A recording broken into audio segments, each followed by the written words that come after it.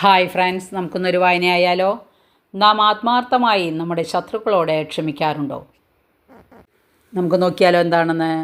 കുരിശിൽ കിടന്നുകൊണ്ട് അവിടുന്ന് ആദ്യം അരുൾ ചെയ്ത വാക്യം ഇതാണ്: പിതാവേ, ഇവർ ചെയ്യുന്നത് എന്തെന്ന് ഇവർ അറിയുന്നില്ല, ഇവരോട് ക്ഷമിക്കണമേ.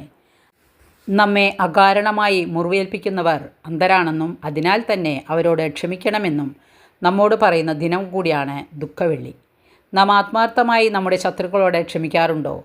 മറക്കാത്തിടത്തോളം ക്ഷമിച്ചിട്ടില്ല എന്ന് ആരോ പറഞ്ഞത് എത്രയോ ശരിയാണ് സുഹൃത്തെ. നാം ആരോടെങ്കിലും ഹൃദയപൂർവ്വം ക്ഷമിക്കുമ്പോൾ തോറ്റുപോവുകയല്ല, മറിച്ച് കൂടുതൽ മഹത്വമുള്ളവരായി മാറുകയാണ് ചെയ്യുന്നതെന്ന് ക്രിസ്തു നമുക്ക് വെളിപ്പെടുത്തി തന്നു. മുറിവുകൾ ക്ഷമിക്കുമ്പോൾ സ്വയം സൗഖ്യമുള്ളവരായി മാറുന്നു. അതുപോലെ തന്നെ മറ്റുള്ളവരെ സൗഖ്യപ്പെടുത്തുവാനും സാധിക്കുന്നു എന്ന കാര്യം നാം വിസ്മരിക്കരുത്. വായന എല്ലാവർക്കും മനസ്സിലായി കാണുമെന്ന് വിശ്വസിക്കുന്നു. എല്ലാവർക്കും ഇഷ്ടപ്പെട്ടെങ്കിൽ ലൈക്ക് ചെയ്യണേ. Okay, thank you, bye.